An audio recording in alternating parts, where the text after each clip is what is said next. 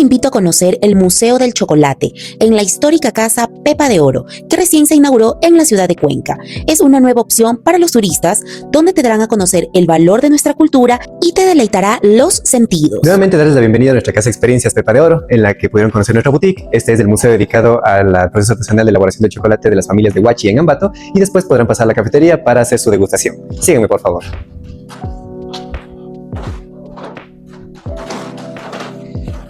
Bien, el primer paso en el proceso de la elaboración artesanal, como se lo hacía en la antigüedad, digámoslo así, era el tostado de los granos, ya que hasta Ambato llegaban con este aspecto desde la costa, ya una vez que han sido dejadas secadas al sol. No sé si tal vez habrán tenido la oportunidad de ver esto, tal vez cuando viajamos a la costa suele dejárseles alrededor de la carretera. Exactamente, sí, generalmente en totoras como esta. Exacto. Esto se hacía en un fogón que se preparaba dentro del hogar, y era en este momento también en donde la tradición se integraba a la vida de las familias, ya que con el mismo fogón que se preparaba para tostar los granos de cacao, después podían cocinarse los alimentos de la familia. Sí.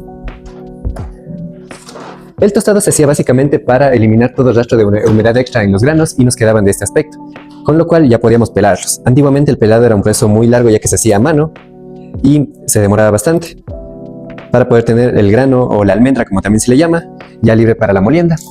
La molienda, en cambio, era el siguiente paso, que también requería su proceso. Tenemos aquí, por ejemplo, esta antigua molienda de piedra, en la que el grano se preparaba con bastante fuerza, ya que el grano tiene que llegar a una temperatura más o menos de unos 30 grados centígrados antes de derretirse para obtener la pasta de cacao. Este era más o menos el proceso general que seguía, digámoslo así, entre 1880 y 1920 entre las familias dentro de los hogares, pero es ahí en donde las familias comienzan a darse cuenta que se puede sacar un rédito de la elaboración del chocolate. Es más o menos de esta época las fotitos que pueden ver por aquí.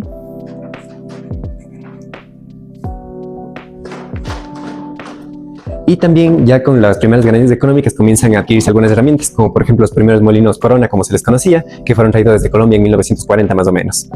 Que muchos tal vez lo recordaremos de otras recetas, como por ejemplo para la preparación de humitas, ya que es el mismo con el que se les suele remoler el maíz. Exacto. Aquí tenemos el mismo trabajo, solo que con menor esfuerzo, y aquí obtenemos la temperatura necesaria de la fricción del metal. Sí, pero ya con las... Ya es menos forzoso. Exactamente. En tiempos antiguos, sí. También eran tiempos antiguos en donde generalmente se dejaba reposar los alimentos en las bateas de madera, que es también algo que ha ido perdiendo. También es por esta misma época en donde, como les comento, las familias comienzan a ver una oportunidad comercial en la elaboración de chocolate y forman las primeras asociaciones que después abrirían las primeras fábricas. Pero una fábrica ya requiere un nivel de producción mayor, por lo que se implementaron otras herramientas, como por ejemplo el bombo tostador. Este seguía el mismo principio que el fogón, se preparaba y después todos los granos eran introducidos en este cilindro, que tiene la ventaja por un lado de que es más grande, nos permite tostar una mayor cantidad, y como se lo manejaba de forma manual, nos permitía controlar que todos los granos se tosten de la misma manera. Sí. Y una vez que ya teníamos el grano tostado, se reemplazó el proceso del descascarillado por la trituradora. Ah, súper fácil ya. Exactamente. Con el pequeño detalle que los granos más pequeños generalmente ya salían pelados, pero habían granos más grandes que en cambio se rompían directamente, y este grano molido, este grano triturado, comenzaba a conocerse como los nibs, que en inglés significa puntilla o punta, y se le dio este apodo ya que muchas de las primeras haciendas que se dedicaron a la producción masiva eran de estadounidenses, por eso se quedó este apodo de las nibs de cacao. Oh. Pero una vez que ya teníamos las nibs de cacao, teníamos que separarlas según su tamaño. Para eso teníamos los sedazos, como estos metálicos que pueden ver en la pared. Más pequeño, más grande, sí. Exactamente, sí. Ya, okay. Sí, y así mismo por el lado de acá tenemos así una pequeña síntesis del proceso que acabamos de ver. Entre el grano ensastado, como el que nos llega hasta la sierra, lo que es ya el grano tostado, después de pelarlo, el grano queda con este aspecto, y aquí tenemos los granos triturados, las nibs. Pero para pasar al chocolate tenemos también que pasar por la molienda, que es lo que vamos a conocer a continuación. Así se adquirió este, que es el banco de molinos, en donde tenemos 6 máquinas que siguen el mismo principio del molino manual que vimos hace un ratito, con la diferencia de que estas 6 máquinas podían funcionar al mismo tiempo, conectadas a un eje en la parte inferior, que a su vez estaban conectadas con un motor eléctrico que van a poder conocer, lo tenemos abajo en la cafetería. Ah, perfecto. Sí, como es una maquinaria bastante antigua de acero fundido, era tan pesado que no lo pudimos traer acá arriba. Sí. Claro, ya me imagino. Y esto también es parte de lo particular. Estas máquinas son las originales, no son réplicas. Estas fueron traídas directamente desde Huachi para esta exposición. Y lo particular es que, pese a su antigüedad, hay algunas que se quedaron en Huachi que siguen funcionando. Así al ojo, más o menos, ¿qué antigüedad les dan? A ver, será unos 30 o 40 años. Se quedaron fríos. Resulta que estos fueron traídos desde Estados Unidos y fueron fundidos en 1898, hace 127 años. Pero están súper bien conservadas. Sí, la verdad que sí. Y este fue un proceso bastante innovador, ya que, como les conté, se clasificaban las nibs después de la trituración según su tamaño, por lo que las más grandes o directamente los granos enteros empezaban por el primer molino, y después la masa se volvió a pasar por el segundo, por el tercero, por el cuarto. Era todo un proceso, todo con tal de tener una masa más uniforme. Sí. Oh. Y asimismo algo que cambió con el tiempo fue los recipientes. Por ejemplo, teníamos como en la anterior sala las bateas de madera, que después fueron reemplazadas por el acero galvanizado en busca de una mejor calidad, hasta llegar a nuestros días en los que la norma es el acero inoxidable. Exacto. Por temas de salud. Exactamente. El paso final en la elaboración era la mezcla, ya que cada familia que participaba en la elaboración, en la producción de la fábrica, tenía su propia receta. Y es en la mezcla también en donde obtenemos diferentes productos. Es por eso que tal vez cuando han ido a comprar chocolate escuchen productos del 50%, el 70%. Sí. Este siempre se refiere a la cantidad de grano que tiene el chocolate, ya que el chocolate tiene 3 ingredientes principales: la masa que obtenemos de moler el grano, la manteca de cacao, que es un subproducto también de este proceso, y la parte restante generalmente se le suele dividir entre endulzantes, azúcar, por ejemplo, o en sus tiempos panela. Y actualmente muchas veces en las fábricas, para alcanzar un nivel mayor de producción o menor costo, se suele inclusive mezclar con harinas. Es por eso que a veces los chocolates más comerciales que tienen menos chocolate generalmente también suelen ser los que tienen más grasa y los que nos engordan, saben decir. Claro, porque tiene más harina que el Exactamente. cacao, como Sí. propio de... Y por lo mismo siempre es recomendable comprar de mayor porcentaje, ya que este conserva las propiedades naturales del cacao, como por ejemplo los antioxidantes. En Europa, por ejemplo, se tiene la costumbre de que ellos se toman una copita de vino al día para mantenerse jóvenes, saben decir. Tal vez como ecuatorianos podríamos adoptar la costumbre de pegarnos un chocolatito de un 70-80% al día y ver si es que nos funciona. Claro, buena idea. Bien. Después de la mezcla, antes de dejarla enfriar, se la dividía en diferentes porciones según el producto que se iba a sacar. Las porciones más pequeñas se iban destinadas a bombones o a veces las vendían en forma de bolitas, y generalmente esto se les separaba con los diferentes instrumentos. Tenemos el más antiguo, que es la balanza de mano, que funcionaba como quien dice al ojímetro. Ok. Ya después nos llegaron las primeras máquinas que funcionaban ya de una forma más mecánica, hasta nuestros días en la que todo es meramente digital. Sí.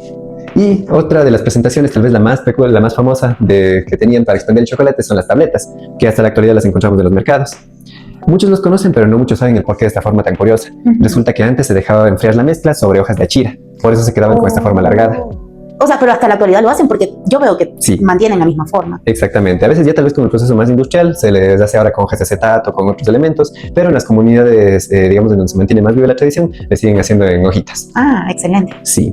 Esto también nos ayudaba esta forma de dejarlo enfriar para la comercialización después, que generalmente hacían canastos, cuando el comercio era al interior de la parroquia o cuando, por ejemplo, salían a Estambato para vender. Pero ya después se popularizó este producto y fue llevado a otras ciudades, a otras provincias, entonces fue necesario, en cambio, transportarlos en cajones de madera. Esto nos ayudaba a conservar los olores, los aromas que después se desprendían al momento de cocinarlo, bien sea en chocolate, bien sea en leche, bien sea en agua, de la forma que más nos gustaba. Y aquí también entraba en juego una herramienta que tal vez la habrán conocido, Sí. o inclusive muchas veces todavía las tenemos en casa, los molinillos, que eran para sacar la espuma del chocolate al momento de estarlo cocinando. Claro, sí, sí, sí. Sí. Eso a grandes rasgos sobre esta larga tradición que en Huachi se remonta más o menos hasta unos 150 años de antigüedad, y tal vez muchas veces por esto valoramos bastante el chocolate, pero no muchas veces nos damos el tiempo de conocer sobre su origen, y este es un valor que queremos rescatar también aquí en el museo, ya que, digamos así, en una idea general a nivel mundial se tiene el conocimiento de que, por ejemplo, cuando los europeos llegaron a América y encontraron que los aztecas habían descubierto, habían creado el chocolate, se creía que ellos también fueron los primeros en utilizar el cacao en sus procesos, en sus alimentos, pero resulta que los restos más antiguos de utilización del cacao en las civilizaciones mayas, las civilizaciones aztecas, tienen apenas unos 3.500 años de antigüedad, que no es poco. Pero hace unos pocos años se descubrió aquí en el Ecuador, en el sitio arqueológico de Santa Ana, en la comunidad de Palanda, Zamora Chinchipe, en nuestra Amazonía, una serie de 16 vasijas como esta, que es una réplica exacta que nos entregó el Ministerio de Cultura y Patrimonio. Ah, muy hermoso. En su interior se encontraron restos de chicha de cacao, que, tal como nuestra actual chicha de maíz, era una bebida sagrada utilizada en rituales indígenas. Y especialmente la chicha de cacao también era preparada como una bebida energizante y se enterraba junto con lugares de sepultura con los muertos, ya que se tenía la creencia de que los difuntos necesitaban energía para continuar su camino en el más allá. ¿Y esa llavecita?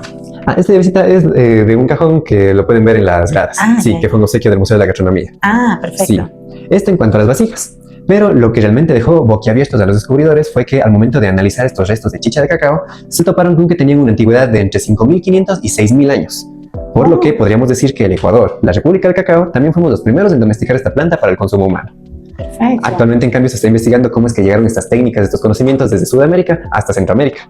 Ah, muy bien. Bueno, hemos Exactamente. terminado con nuestro recorrido aquí en la Casa del Museo del Chocolate. Alejandro, cuéntanos los horarios, los días de atención, si la atención va a ser permanente, en dónde están ubicados y el costo de la entrada, pues para que las personas conozcan. Listo.